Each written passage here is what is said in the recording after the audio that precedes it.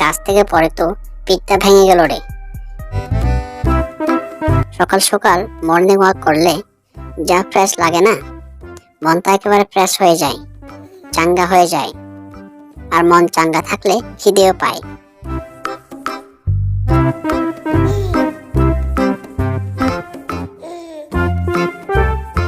এই রে, খিদের কথা বলতে না বলতেই মাছের গন্ধ পেলাম।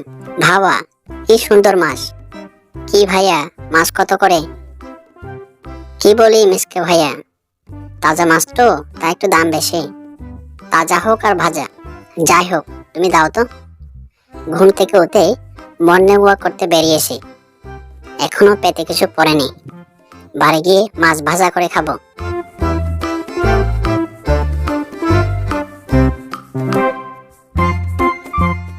মাছ তো কিনলাম, এখনই তাকে ভাজা করে খাবো।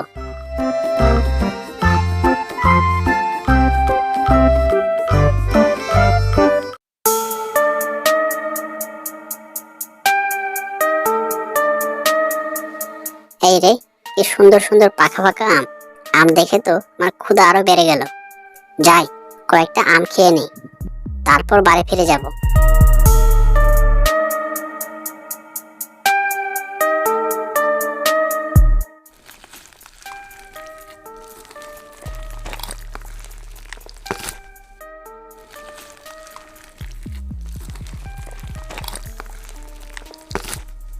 এবার আমার গাছে যা আম ধরেছে না, এবার সব আম বিক্রি করে লাখপতি হয়ে যাব।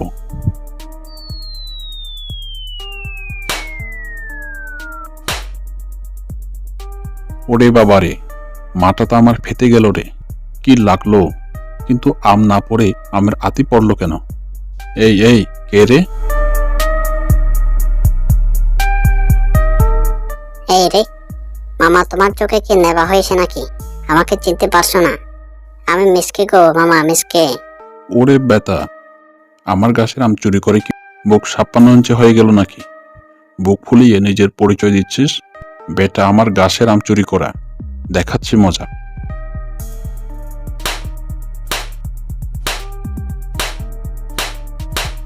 আরে মামা, করছো কি? পড়ে যাবো তো।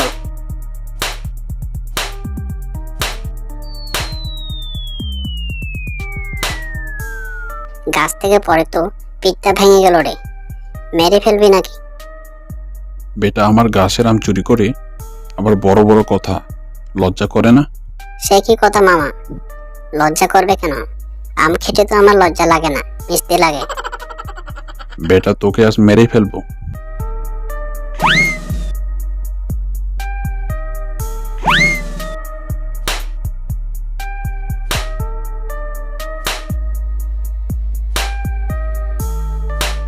একদিন বসতপুর থেকে ফিরছিলাম। মামলার ঝামেলা সারতে সারতে বেশ রাত হয়ে গেল। মুড়ির দিনের মতো একটা বাস ছিল, সেটাও দেখি নেই।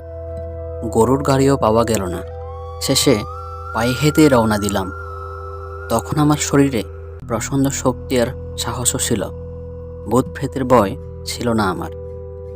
তখন গভীর রাত, আকাশে ভরা চাঁদ। আমি হাঁটছি, আর 2-1 মাইল হাঁটলেই বাড়ি পৌঁছাতে পারি। রাস্তার দুপাশে ঝাড় জঙ্গল, লম্বা লম্বা গাছপালা। হঠাৎ ডান দিকের একটা বাগান থেকে কিছু একটা শব্দে গাছের ডাল ভেঙে রাস্তার উপর পড়ল। আমার থেকে প্রায় 50 গজ দূরে ঘটনাটা ঘটল। তা দেখে আমি থমকে দাঁড়ালাম।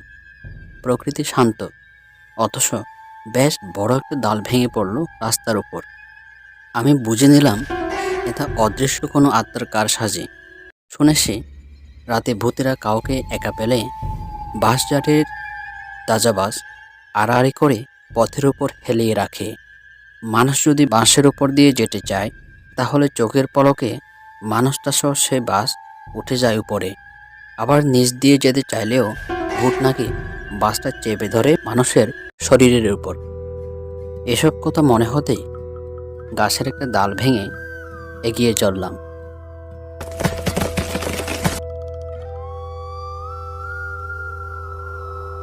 পড়ে থাকা ডালটার কাছে গিয়ে হাতের ডালটা দিয়ে ঠেলা দিলাম।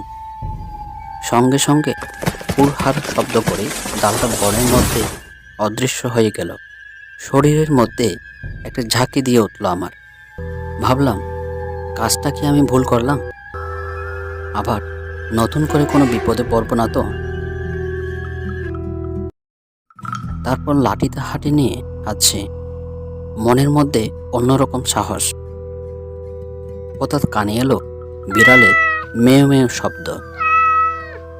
ডানে বাঁয়ে তাকিয়ে কিছু না দেখতে পেয়ে সে পায়ের নিচে তাকাতেই দেখি বকের পাখার মতো সাদা ছোট্ট একটি বিড়াল ছানা।